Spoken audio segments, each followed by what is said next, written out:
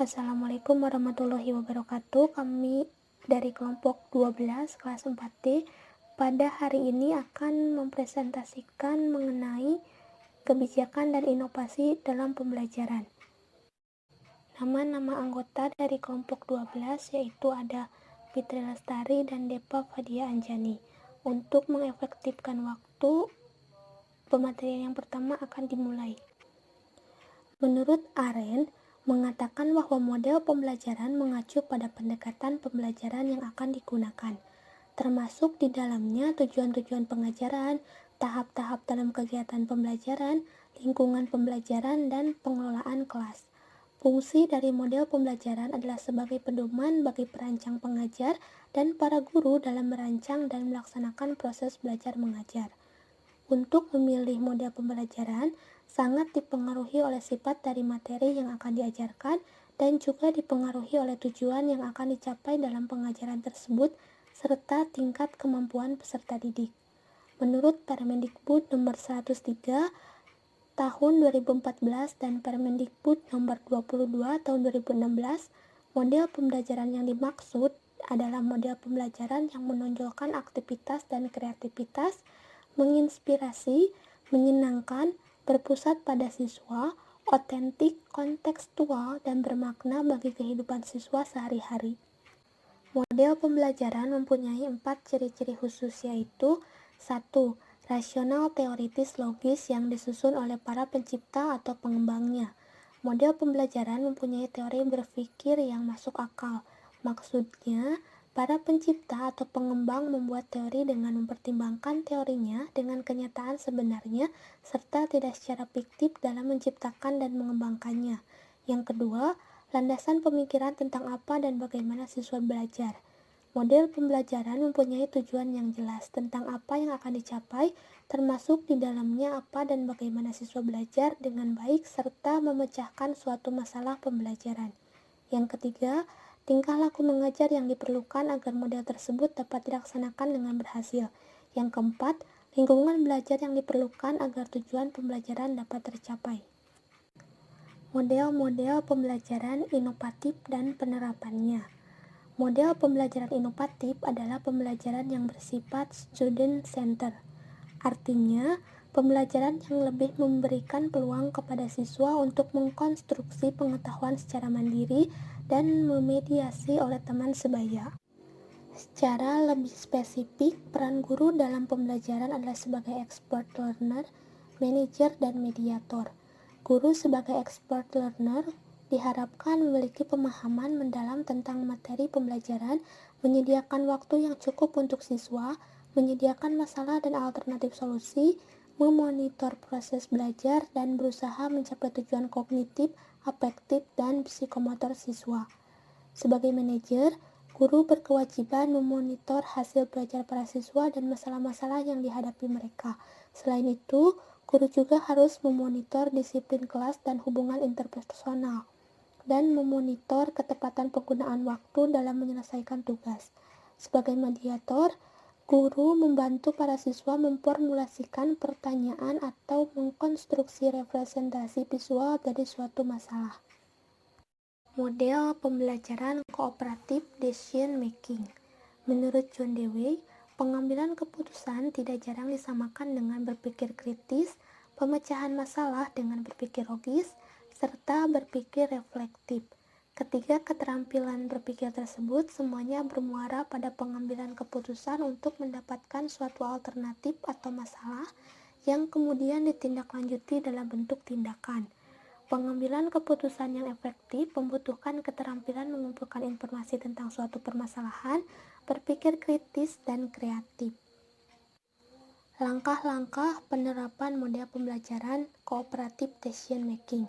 Pertama yaitu informasi tujuan dan perumusan masalah. Selanjutnya, secara klasikal tayangkan gambar, wacana, atau kasus permasalahan yang sesuai dengan materi pembelajaran atau kompetensi yang diharapkan. Lalu buatlah pertanyaan agar siswa dapat merumuskan permasalahan sesuai dengan gambar, wacana, atau kasus yang disajikan. Secara berkelompok, siswa diminta mengidentifikasi permasalahan dan membuat alternatif pemecahannya. Secara berkelompok atau individu, siswa diminta mengidentifikasi permasalahan yang terdapat di lingkungan sekitar siswa yang sesuai dengan materi yang dibahas dan cara pemecahannya. Selanjutnya, secara kelompok atau individu, siswa diminta mengemukakan alasan mereka memilih alternatif tersebut. Setelah itu, secara kelompok atau individu, siswa diminta mencari penyebab terjadinya masalah tersebut. Dan yang terakhir, secara berkelompok atau individu, siswa diminta mengemukakan tindakan untuk mencegah terjadinya masalah tersebut. Model pembelajaran kooperatif tipe Talking Chip. Model pembelajaran kooperatif Talking Chip dapat digunakan dalam semua mata pelajaran dan untuk semua tingkat usia anak didik. Model pembelajaran ini dapat digunakan untuk berdiskusi, mendengarkan pandangan dan pemikiran anggota kelompok yang lain, ataupun untuk saling mengevaluasi hafalan. Model pembelajaran ini dirancang agar dalam sebuah kelompok tidak ada anggota yang terlalu dominan dan anggota yang pasif. Langkah-langkah penerapan model pembelajaran kooperatif tipe Talking Chip yaitu: pertama, guru menyiapkan kotak kecil yang berisikan kancing-kancing. Kancing tersebut bisa diganti dengan benda yang lainnya. Kemudian, setiap siswa dalam masing-masing kelompok mendapatkan 2 atau 3 buah kancing.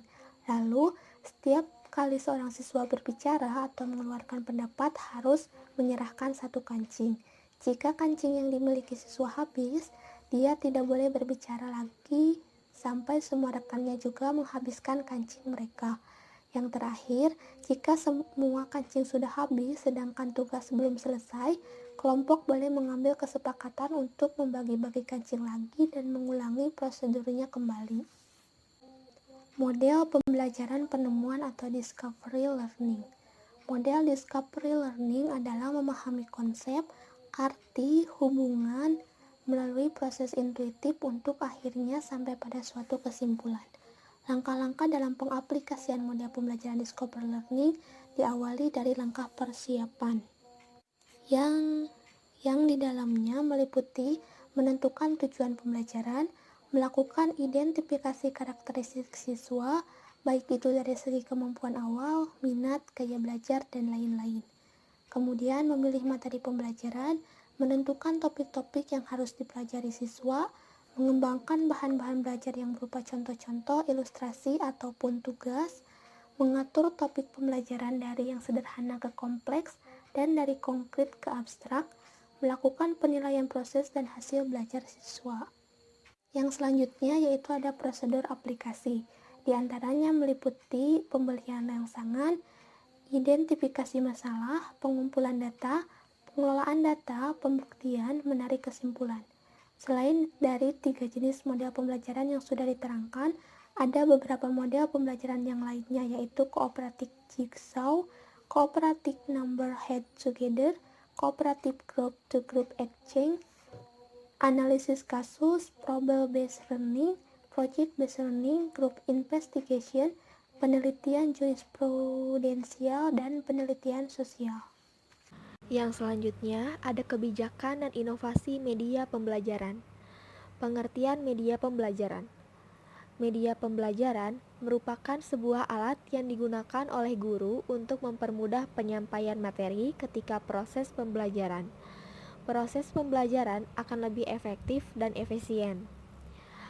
Media pembelajaran sangat berperan penting dalam proses pembelajaran. Media pembelajaran menjadi sumber belajar yang memperkaya wawasan siswa. Pemakaian media pembelajaran dapat menumbuhkan minat belajar sehingga materi yang disampaikan akan lebih mudah untuk dipahami. Yang selanjutnya, ada jenis-jenis media pembelajaran. Dibagi menjadi 3 macam, yaitu media pandang, visual, media dengar, audio, media pandang dengar, audio visual. Yang pertama, media pandang atau visual. Media pandang ini berkaitan dengan penglihatan. Media visual memiliki peranan sangat penting dalam proses pembelajaran. Media ini dapat memperlancar pemahaman, memperkuat ingatan, dapat menumbuhkan minat siswa, dan dapat memberikan hubungan antara isi materi dengan dunia nyata. Yang kedua, ada media dengar atau audio yang berkaitan dengan indera pendengaran. Pesan yang disampaikan dituangkan ke dalam lambang-lambang auditif, baik verbal maupun nonverbal. Media audio dapat menarik dan memotivasi siswa untuk mempelajari materi dengan lebih banyak. Dan yang terakhir, ada media pandang dan dengar, audiovisual. Media pengajaran bahasa yang paling lengkap adalah pandang dan dengar, karena dengan media ini menjadi proses saling membantu antara indera pendengar dan indera pandang, yang termasuk jenis media ini adalah televisi, VCD, komputer, dan laboratorium bahasa. Yang selanjutnya, ada manfaat dan fungsi media dalam pembelajaran. Yang pertama, manfaat media pembelajaran yaitu sebagai alat bantu dalam proses belajar mengajar. Dengan menggunakan media pembelajaran akan mempermudah guru dalam menyampaikan materi kepada siswa. Tanpa media pembelajaran, maka materi akan sulit dimengerti oleh siswa. Dan yang kedua, ada fungsi media pembelajaran. Yang pertama, ada fungsi atensi, menarik perhatian siswa agar semakin berkonsentrasi dan memusatkan perhatian pada isi materi pembelajaran. Yang kedua, fungsi afektif, kenyamanan siswa ketika belajar atau membaca, misalnya teks bergambar. Yang ketiga, ada fungsi kognitif, mempermudah memahami dan mengingat informasi. Dan yang keempat, ada fungsi kompensatoris, atau mengakomodasi, membantu siswa yang lemah dan lambat menerima pembelajaran yang disajikan secara verbal maupun teks. Yang selanjutnya, ada pengembangan media pembelajaran untuk meningkatkan hasil belajar siswa. Ada beberapa hal yang dapat meningkatkan hasil belajar siswa dengan media pembelajaran. Yang pertama, proses belajar mengajar menjadi lebih mudah dan menarik dengan adanya media pembelajaran. Dapat mempermudah guru dalam menyampaikan materi dan membuat penyampaian materi menjadi menarik sehingga siswa akan lebih mudah mengerti dan memahami pembelajaran dengan mudah. Yang kedua, efisien belajar siswa dapat meningkat. Dalam penggunaan media pembelajaran, maka pembelajaran akan lebih efisien karena sesuai dengan tujuan pembelajaran. Dalam memberikan materi, pembelajaran akan lebih berurutan. Yang ketiga, membantu konsentrasi belajar siswa. Media pembelajaran yang menarik akan membantu konsentrasi belajar siswa di dalam kelas, dalam materi yang diberikan oleh guru. Siswa pun tidak mudah bosan berada di dalam kelas. Yang keempat, meningkatkan motivasi belajar siswa dengan menggunakan media pembelajaran akan meningkatkan motivasi belajar siswa sehingga guru menyampaikan materi di dalam kelas, perhatian siswa akan meningkat. Yang kelima, meningkatkan pengalaman menyeluruh dalam belajar. Dalam proses pembelajaran ini, siswa tidak hanya memahami hal yang abstrak, tetapi juga harus memahami secara nyata dari materi tersebut. Guru menggunakan media pembelajaran memudahkan siswa untuk memahami materi pembelajaran, sehingga guru dan siswa mempunyai pengalaman sama dalam pembelajaran. Yang keenam, siswa terlibat dalam proses pembelajaran. Agar proses pembelajaran di dalam kelas berlangsung secara efektif, bukan hanya guru saja yang terlibat tetapi juga siswa. Dalam proses belajar mengajar, guru dan siswa harus aktif sehingga dapat mengembangkan kreativitas dan mengembangkan potensi yang dimiliki.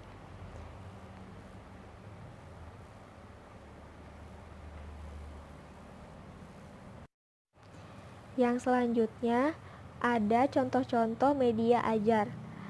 Berikut adalah contoh media ajar, ada 7. Yang pertama ada poster. Di dalam kelas, poster bisa dimodifikasi, bergantung kebutuhan belajar murid. Poster bisa digunakan untuk menyampaikan informasi, poster bisa digunakan untuk memantik diskusi atau pertanyaan murid. Poster juga bisa digunakan untuk merekam proses atau hasil belajar siswa. Yang kedua, papan atau buku interaktif. Misalnya, guru menciptakan media poster di mana dari poster tersebut murid bisa melipat bagian tertentu, mengganti bagian yang ada di poster, menambahkan bagian yang lain, dan sebagainya. Buku pun juga bisa dirancang untuk interaktif. Guru membuat buku yang dimana murid bisa menambahkan karakter, merasakan tekstur buku, dan mengisi bagian yang kosong. Yang ketiga, ada alat peraga. Alat peraga merupakan alat yang membantu guru memperagakan suatu pengetahuan. Alat peraga 3 dimensi untuk menjelaskan bangun ruang, torso untuk menjelaskan bagian tubuh manusia, uang kertas, dan uang koin. Yang keempat, ada lagu. Murid-murid sangat antusias sekali dalam membuat lagu, kemudian menyanyikannya bersama. Tak sadar mereka sedang belajar gurindam. Jadi, lagu bisa menjadi salah satu media ajar yang bisa digunakan guru untuk berkomunikasi dengan murid dalam menyampaikan materi atau menyampaikan pesan, atau bahkan untuk mengakrabkan diri dengan murid. Yang kelima, ada video. Murid dalam pembelajaran menggunakan video bisa ditempatkan pada dua posisi sebagai konsumen dan posisi sebagai produsen. Sebagai konsumen, murid diajak menjadi penonton video yang kadang pula diajak interaksi saat atau setelah pemutaran video, baik berupa diskusi atau melakukan sesuatu. Selain itu, murid juga bisa menjadi produsen, berarti muridlah yang membuat video. Yang keenam, ada permainan yang bisa dikembangkan menjadi media. Yang pertama, permainan dalam bentuk aktivitas. Permainan ini yang mengajak murid bergerak seperti gobak sodor, petak umpet, engklek, dan lain-lain. Yang kedua, ada permainan kartu atau papan.